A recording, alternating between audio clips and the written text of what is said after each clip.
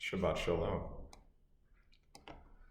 There's a gorgeous symmetry to the opening of Leviticus, Sefer Vayikra, this week, with the end of Sefer Shemot last week.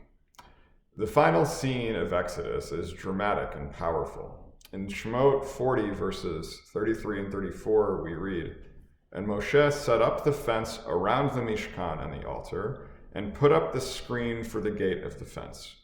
When Moshe finished the work, Vayichas henan et Oel Moed, the cloud covered the tent of meeting. Uchvod Adonai maleh et Mishkan, and the presence of God filled the Mishkan."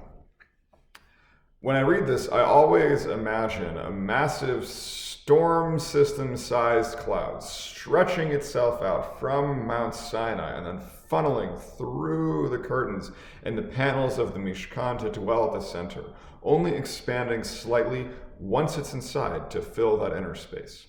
It's the culmination of God's yearning and striving to live amid human beings, among our ancestors. God's mission to become karov, close, to become closer to the people Israel is complete.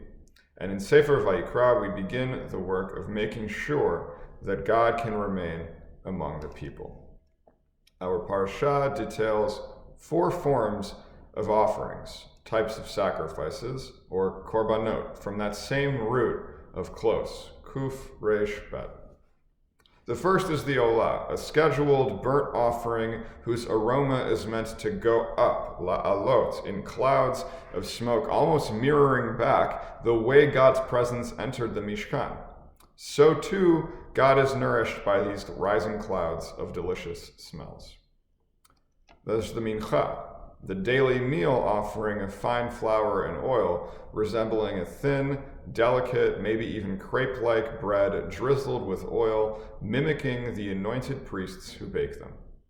The zevach shlamim is an offering of wholeness, of well-being, a roast of meats prepared with the utmost care, fit enough for the King of Kings to eat, but consumed by God's mortal partners, our ancestors, instead. And the chatat, the guilt-clearing offering that features elements of the other 3. Bringing this offering is meant to right the balance of spiritual impurity that our misdeeds and mistakes bring into the world. These 4 categories highlight different aspects and spiritual challenges that I think are at the core of Jewish life, and we'll look at a few together. From the first 2, we learn about practice. That whether by burning or by baking or by praying or by learning, showing up consistently is hard. Some people are naturally better at it than others, and sometimes we're physically prevented from showing up at all. Some of us, the Kohanim back then and the rabbis and communal leaders of today, are tasked with keeping those fires alive and doors open so that other people can come in when they need to. And this is all the more so true when coming in happens in cyberspace and on cell phones.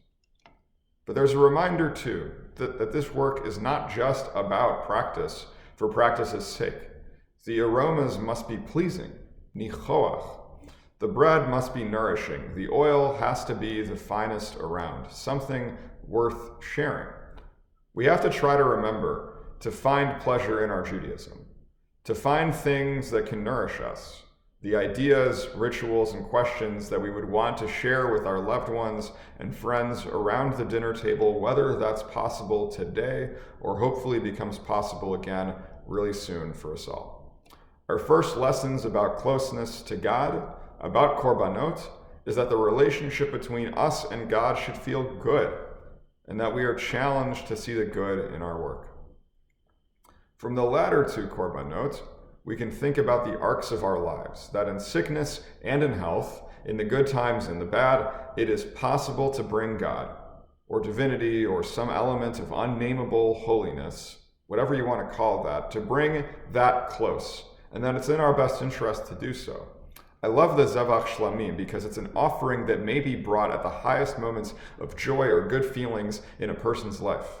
When we're at our best and most shalem, our most fulfilled, it may feel more natural to notice God or easier to feel close to the divine. At such moments, leaps of faith might not seem so far or so scary. So even in such moments, to bring To actively try to bring God close or to get close to God with an offering, a korban, reminds us that closeness is about relationships, that we give something of ourselves not because we can do with less, but because we experience life. We can experience life in a fuller way on an elevated level with the Holy One. The Chatat reminds us of the flip side, that we don't feel so whole all the time, and that whether by accident or by intent, we are bound to make mistakes that we have to fix.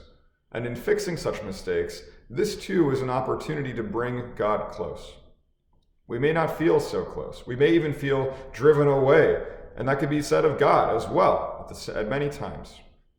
But in making the effort, even in those moments, we should keep in mind that we have the power inside each of us to bring God close despite those challenges. The psalmist wrote in Ashrei, Psalm 145, Karov Adonai l'chol korav, that God is close to all of those who call out to God. Bringing God close requires the same kind of creative imagination that allows us to believe that the entirety of God can fill a contained space, and that we can share that space with God. Just because we don't have a temple or a mishkan, and therefore don't do the sacrifices anymore, don't have this system of closeness, of this system of korbanot, doesn't mean that closeness is no longer possible. Karov Adonai l'chol korav, that crying out, that calling out, that reaching out is still possible. That's something that's always been available to us. And in fact, we have less of an obstacle now than we used to back then, because the korbanot, these sacrifices in the priestly system, aren't standing in our way. Our ability to call out is much more direct. And just because we can't gather in our home away from home on 8th Avenue doesn't mean we should stop imagining that God can come close to us. And more importantly, we have to remember that we have that power to bring God near. That task from Vayikra onward, throughout all of the different forms of practice we've had, throughout all of the different rituals and eras of history that make up Jewish life and learning today, that task of bringing God close has always been ours. So may we find the strength in our hearts to let our creativity spring forth and create closeness where the eyes see distance. May we remember that showing up for each other in whatever ways are presently possible is worth the effort, so that we might find new ways to delight in one another and find pleasure in the divine sparks that each of us have. And may we gain a deeper understanding that closeness cuts both ways. We are not alone. And just as we seek closeness with one another, so too the Kadosh Baruch Hu, the Holy One, wants to be close too. Shabbat Shalom. I wish you all the best, and I hope to see you all very soon.